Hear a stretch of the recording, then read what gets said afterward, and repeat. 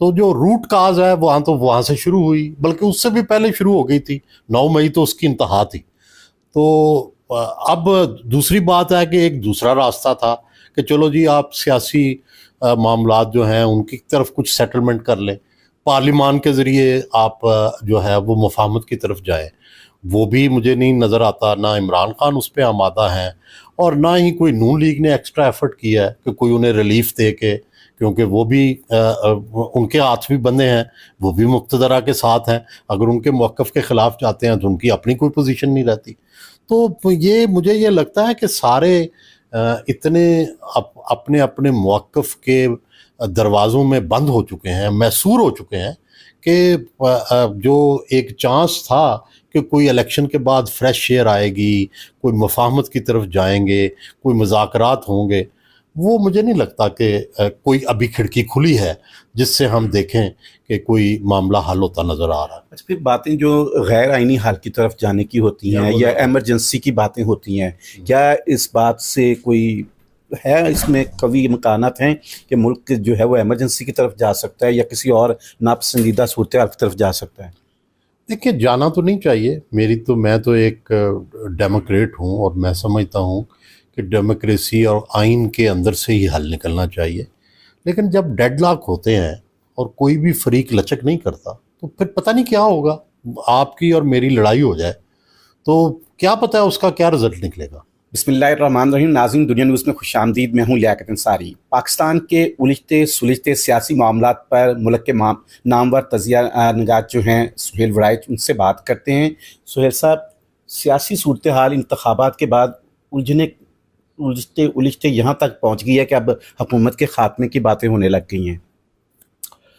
ظاہر ہے، دیکھیں پاکستان میں جب تک سیاسی سیٹلمنٹ نہیں ہوتی، میں تو عرصہ دراز سے میرا یہ موقف ہے کہ سیاسی سیٹلمنٹ سے ہی ملک کا استحکام آتا ہے۔ تو چونکہ سیاسی سیٹلمنٹ نہیں ہے تو اس لیے فرض کریں اب ایک اور الیکشن ہو جائے تو پھر بھی مجھے نہیں لگتا کہ کوئی سیاسی سیٹلمنٹ نہ ہوئی، آپس میں مفاہمت نہ ہوئی، ٹھیک ہے، مختلف اداروں کے اندر انڈرسٹینڈنگ نہ ہوئی، تب بھی مجھے نہیں لگتا کہ استحکام آئے گا۔ پہلے ہمیشہ دنیا میں سیٹلمنٹس ہوتی ہیں، سیٹلمنٹ کے بعد جو ہے وہ الیکشن ہوتے ہیں، پھر الیکشن کے بعد جو ہے گورنمنٹس بنتی ہیں، پھر انڈرسٹینڈنگ ڈیولپ ہوتی ہے۔ اگر دیکھا جائے 8 جو فروری کے انتخابات ہیں، اس سے پہلے پی ٹی آئی کا ایٹیچیوڈ کچھ اور تھا۔ 8 فروری کے انتخابات کے بعد اگر دیکھیں پی ٹی آئی کا ایٹیچیوڈ تو بالکل مختلف ہے فروری کے انتخابات کے بعد۔ اس میں کوئی ہمیں لگتا نہیں ہے کہ کوئی انہوں نے جلسے کی کوشش کی ہو، اگر نہیں اجازت دی تو نہیں کیا انہوں نے کوئی اس طرح جارحانہ رویہ نہیں اختیار کیا، لیکن اس کے باوجود اس پر پابندی کی باتیں ہو رہی ہیں۔ دیکھیں، گزارش تو یہ ہے نا کہ اب تو کوئی بات یہ ڈھکی چھپی نہیں ہے کہ پی ٹی آئی اور ہماری پاکستان کی جو مقتدرہ ہے اس کے درمیان ایک شدید محاذ آرائی ہے۔ وہ اس کا انتہا جو تھی وہ 9 مئی تھی اور وہ ابھی تک معاملہ چل رہا ہے اور اس میں کوئی کوشش ابھی تک کامیاب نہیں ہوئی، نہ سیاسی، نہ کوئی ذاتی، نہ کوئی اور، کہ وہ جو کشیدگی پیدا ہوئی تھی اس کے اندر کوئی تبدیلی لائی جائے۔ تو جو روٹ کاز ہے وہاں سے شروع ہوئی، بلکہ اس سے بھی پہلے شروع ہو گئی تھی۔ 9 مئی تو اس کی انتہا تھی۔ تو اب دوسری بات ہے کہ ایک دوسرا راستہ تھا کہ چلو جی آپ سیاسی معاملات جو ہیں ان کی طرف کچھ سیٹلمنٹ کر لیں، پارلیمان کے ذریعے آپ جو ہے وہ مفاہمت کی طرف جائیں۔ وہ بھی مجھے نہیں نظر آتا، نہ عمران خان اس پہ آمادہ ہیں اور نہ ہی کوئی نون لیگ نے ایکسٹرا ایفرٹ کیا ہے کہ کوئی انہیں ریلیف دے کے، کیونکہ وہ بھی ان کے ہاتھ بھی بندے ہیں، وہ بھی مقتدرہ کے ساتھ ہیں۔ اگر ان کے موقف کے خلاف جاتے ہیں تو ان کی اپنی کوئی پوزیشن نہیں رہتی۔ تو مجھے یہ لگتا ہے کہ سارے اتنے اپنے اپنے موقف کے دروازوں میں بند ہو چکے ہیں، محصور ہو چکے ہیں کہ جو ایک چانس تھا کہ کوئی الیکشن کے بعد فریش ایئر آئے گی، کوئی مفاہمت کی طرف جائیں گے، کوئی مذاکرات ہوں گے، وہ مجھے نہیں لگتا کہ کوئی ابھی کھڑکی کھلی ہے جس سے ہم دیکھیں کہ کوئی معاملہ حل ہوتا نظر آ رہا ہے۔ اچھا، پھر باتیں جو غیر آئینی حل کی طرف جانے کی ہوتی ہیں یا ایمرجنسی کی باتیں ہوتی ہیں، کیا اس بات سے کوئی ہے، اس میں قوی امکانات ہیں کہ ملک جو ہے وہ ایمرجنسی کی طرف جا سکتا ہے یا کسی اور ناپسندیدہ صورتحال کی طرف جا سکتا ہے؟ دیکھیے جانا تو نہیں چاہیے، میں تو ایک ڈیموکریٹ ہوں اور میں سمجھتا ہوں کہ ڈیموکریسی اور آئین کے اندر سے ہی حل نکلنا چاہیے، لیکن جب ڈیڈ لاک ہوتے ہیں اور کوئی بھی فریق لچک نہیں کرتا تو پھر پتہ نہیں کیا ہوگا، آپ کی اور میری لڑائی ہو جائے تو کیا پتہ ہے اس کا کیا رزلٹ نکلے گا. تو پہلے ہی کوشش کرنی چاہیے نا لڑائی نہ ہو.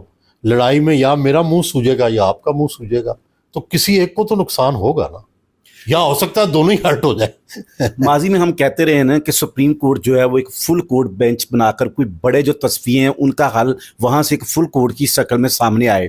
مخصوص نشستوں پر ایک فل کورٹ کہہ لیں کہ وہ ڈیسیژن سامنے آیا ہے، اس کو بھی حکومت ماننے کو تیار نہیں ہے. تو اس میں اس نقطے پہ پی ٹی آئی غلطی پہ ہے، حکومت غلطی پہ ہے، یا کوئی اور غلطی پہ ہے؟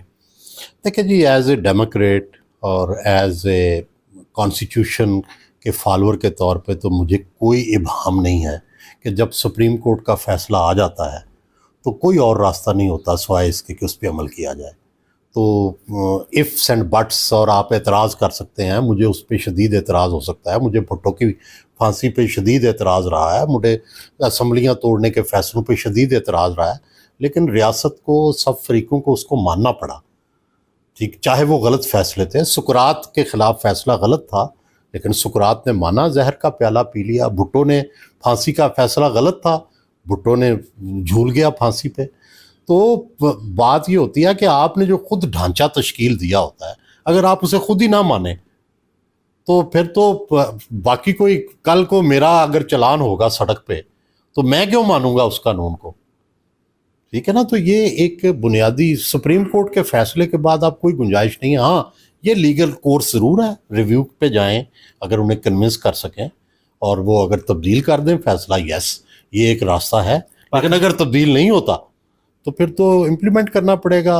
اور فرض کریں نہیں امپلیمنٹ کرتے، اس بات کا بھی چانس ہے، اگرچہ میرے لیے تو یہ پسندیدہ راستہ نہیں ہے، لیکن فرض کریں اگر نہیں کرتا تو پھر بھی یاد رکھیں کہ ہمارے پاس مثالیں ہیں کہ یہ الیکشن کا فیصلہ نہیں ہوا تو آج تک اس پہ اعتراضات ہی اٹھتے ہیں، انگلیاں اٹھتی ہیں. جسٹس مارشل بڑے امریکہ کے مشہور رہے ہیں، تو ان کے فیصلے 5 سال تک امریکی حکومت نے نہیں مانے تھے، لیکن جب اگلی حکومت آئی اس نے سارے فیصلے مان لیے. تو تاریخ میں تو یہ فیصلے قائم رہیں گے نا. اچھا، یہ رہنمائی کریں کہ جو اس وقت مسلم نون کی پولیٹکس ہے وہ لگ رہا ہے کہ جارحانہ انداز اختیار کر رہے ہیں. پی ٹی آئی پہ پابندی کا فیصلہ ہو، آرٹیکل 6 کا نفاذ ہو، مطلب دیکھا جا رہا ہے کہ سولینز کی طرف آرٹیکل 6 کے نفاذ کا مطلب ایک ایسا شدت ہے پی ٹی آئی کے خلاف مسلم نون کی. عمومی طور پر آرٹیکل 6 کے لیے خواہش لوگوں کی رہی ہے کہ جنہوں نے آئین وائلیٹ کیا ہے ان پر جو ہے پابندی لگے. سویلین کے حوالے سے یہ نون لیگ اس طرح کی تحریک کو کیوں شدت دے رہی ہے؟ کل کو کیا اس کے اثرات ہوں گے اس جمہوری عمل پر؟ دیکھیں، اس میں نون کی تعریف بھی ہو سکتی ہے، اس پہ تنقید بھی ہو سکتی ہے. دیکھو، تنقید تو ظاہر یہ ہے کہ ہم جو جمہوریت کے ماننے والے ہیں، ہم جو آئین کے ماننے والے ہیں، ہم جو سیاست کو ذریعہ نجات سمجھتے ہیں، ہمارے خیال میں تو یہ بالکل غلط فیصلے ہیں اور نہ اس کے سیاسی نہ عوامی اثرات اچھے ہوں گے. یہ تو ایک موقف ہے. لیکن اب نون کو بھی تو کوئی راستہ ملنا چاہیے نا. نون کیا سیاست کرے؟ اگر فرض کریں جو کہ میں تو کہتا ہوں وہ بھی کرنے میں کوئی حرج نہیں ہے، لیکن اصول پہ کھڑے رہیں. فرض کریں وہ عمران کا ساتھ دیتے ہیں تو وہ کہاں کھڑے ہوں گے؟ عمران انہیں منہ نہیں لگاتا، فوج سے بھی وہ جائیں، ٹھیک ہے، اپنی سیاست بھی گنوائیں تو وہ تو پھر اس کے بعد جیل بھی جائیں، مقدمے بھی بھگتیں. تو ہمیشہ دنیا کے جو بڑے سیاستدان ہوتے ہیں نا، جو دنیا میں جنہوں نے دنیا کی سیاست کو، جمہوریت کو نئے رخ دیے ہیں، وہ یہ بھی سوچتے ہیں کہ میں نے اپنے مخالف کو کیسے راستہ دینا ہے. صرف یہ نہیں دیکھتے کہ میرا راستہ کون سا ہے. اپنا راستہ تو ہر بندہ اپنا بنا لیتا ہے. ہمیشہ یہ بھی دیکھتے ہیں کہ میرا جو مخالف ہے اس کو بھی میں نے راستہ دینا ہے. تب جا کے لیو، یہ جو لفظ ہے لیو اینڈ لیٹ لیو، یہ کیوں بنا ہے؟ جیو اور جینے دو. اسی لیے بنا ہے کہ اگر میں اس کو ماروں گا، میرے سامنے جو بیٹھا ہے یا میرا مخالف ہے، تو وہ بھی مجھے مارے گا. تو یہ اصل میں بدقسمتی یہ ہوئی. سیاستدان جو ہوتے ہیں, بالکل سیاستدان نہ کہیں لیڈر جو ہوتا ہے وہ بحران میں فیصلے کرتا ہے اور بحران کا حل نکالنے کی کوشش کرتا ہے. ہم دیکھ رہے ہیں کہ پاکستان پہ اتنا بڑا بحران ہے, نواز شریف کی وہی خاموشی ہے, اس کا پتہ نہیں چل رہا وہ کس کروٹ جائے گا. وہ حکومت میں وفاق اور پنجاب میں اپنے عزیزوں کو بٹھا کر خود جو ہے کبھی کبھی انقلاب کی بات کر دیتے ہیں اور کبھی خاموشی ہے. جی اب میرا خیال ہے کہ ان کی جو خاموشی ہے اور ان کا ایکٹیو نہ ہونا یہ بڑا سوالیہ نشان ہے مسلم لیگ نون کی سیاست پر. شہباز شریف صاحب اب سیاست پہ بات نہیں کرتے, کوئی پولیٹیکل آج تک میٹنگ نہیں کی انہوں نے, کبھی جلسے سے خطاب نہیں کیا. نواز شریف نے خود بھی جب سے صدر بنے ہیں تو یہ اس وقت کہا گیا تھا کہ جی اب وہ ایکٹیو ہوں گے, لیکن کوئی پبلک میٹنگ نہیں, کوئی لوگوں سے بات نہیں, پریس سے بات نہیں. تو جب آپ لوگوں کا ذہن ہی نہیں بنائیں گے, اپنی بات ہی نہیں کریں گے, تو آپ کی پالیٹکس سکڑتی جائے گی. تو صرف یہ خیال کہ ہم حکومت کے ذریعے جو ڈیولپمنٹ کریں گے یا اکنامک ریفارمز کریں گے اسی سے بیانیہ بن جائے گا اور وہی ہماری پازیٹیو چیز ہوگی. تو وہ ہم نے دیکھا ہے کہ جنرل مشرف کے زمانے میں انہوں نے بڑی اکنامک ریفارمز کی, چودھری پرویز لائی نے بہت ڈیولپمنٹ کے کام کیے, تو آپ نے دیکھا الیکشن میں کیا رزلٹ نکلا. لیکن سچی بات ہے جتنی مرضی ریفارمز کر لیں, بجلی کا ایک بل سارا ایجنڈا سبوتاژ کر رہا ہے. جی بالکل صحیح ہے. بجلی کا کوئی سلوشن کوئی آج تک دیکھیں, حیران کن بات ہے کہ ہمارے ہر گھر میں شور مچا ہوا ہے, ابھی تک کوئی کمیٹی نہیں بنی, ابھی تک کوئی کسی وفاقی وزیر نے نہیں یہ کہا کہ ہم اس کا حل نکالنے والے ہیں, ہم اس کا یہ حل نکال رہے ہیں, کچھ عرصے بعد یہ ہو جائے گا, ہم یہ سٹیپس لے رہے ہیں. کہ سولر فرض کرو, آج کل بڑا کہہ رہے ہیں جی سولر کو ہم بھائی سولر کی کیا پالیسی ہے مجھے آپ بتا دیں. میں نے سولر لگوایا ہوا ہے, میرا 0 الیکٹریسٹی بل ہے, تو مجھے 40,000 کا بل آ رہا ہے. کیا سولر کی پالیسی ہوئی؟ لیکن سولر میں جتنی بجلی کی یوٹیلائزیشن ہے, جو آئی پی پیز بجلی پیدا کر رہی ہیں کمپنیاں, وہ تو اس کی تو چارجز دینے ہی ہیں. نہیں میں وہی تو کہہ رہا ہوں کہ کوئی پالیسی تو بنائے نا, یہ اتنی کنفیوژن ہے. اور اچھا بھائی صاحب یہ بتائیں, جو مریم نواز نے پچھلے دنوں جارحانہ انداز اختیار کیا ہے سپریم کورٹ کے فیصلے کے بعد, اور ایک تو انہوں نے ججز کو بالواسطہ پیغام دیا ہے کہ ملک چلنے دیں. یہ مسلم لیگ نون کی پالیسی ہوگی جس کا انہوں نے اظہار کیا. یہ ظاہر ہے کوئی مریم کا اپنا ذاتی ویو تو نہیں ہوگا نا, یہی نواز شریف کا ویو ہوگا, یہی شہباز شریف کا ویو ہوگا. اس کا مطلب کہ پھر عدلیہ سے ٹکراؤ کے لیے نون لیگ پوری طرح تیار ہے. مجھے لگتا ہے مقتدرہ اور نون لیگ اور شاید ریلکٹنٹلی پیپلز پارٹی بھی اس کے لیے آمادہ ہو گئی ہیں. اچھا, تو اب ایک فریق کو جو ہے جیل میں بھیجنے کے بعد اب دوسرے فریق کی باری ہے. جی میں نہیں سمجھا آپ کی بات. کہ عدلیہ, حکومت اور اپوزیشن تین چیزیں ہیں. اگر اس وقت اپوزیشن تو دیوار سے لگی ہے, جیلوں کے اندر ہے, تو اب پیچھے عدلیہ ہی پھر اس وقت حکومت کے لیے چیلنج ہے. جی ایسے لگتا ہے کہ عدلیہ پہلا بڑا چیلنج ہے حکومت کے لیے, اور مجھے کوئی راستہ بھی ان کے لیے نظر نہیں آ رہا. اس کی وجہ یہ ہے کہ آئین کے تحت آپ سپریم کورٹ کو پہلے یہ جو پرانے معاملات تھے, دھمکیاں تھیں, یہ تھا وہ تھا, وہ بھی لگتا ہے کہ وہ اس سے انہوں نے اپنے جو کیسز فیصلے کیے ہیں, جس طرح کا ان کا کنڈکٹ ہے, وہ اس سے بھی نکل آئے ہیں.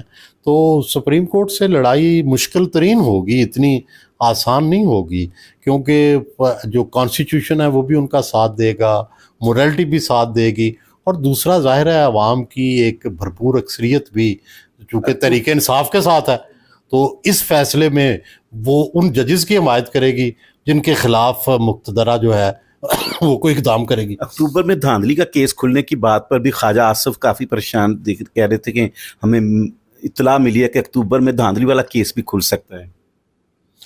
جی ظاہر ہے جب یہ سپریم کورٹ میں آپ کو یہ پتہ چل گیا کہ بھئی ان کے ججز کی اکثریت کا ذہن کیا ہے, تو پھر تو کچھ بھی ہو سکتا ہے. یہاں تو ججز نے جو 2/3 کے وزیر اعظم تھے ان کو بھی کھڑے کھڑے گھر بھیج دیا تھا. تو پھر یہاں تو عدلیہ بھی بہت خود مختار اور آزاد اور آئین سے بڑھ کے فیصلے دیتی ہے. عدلیہ کون سا آئین کے اندر رہتی ہے, تو کچھ بھی توقع کی جا سکتی ہے.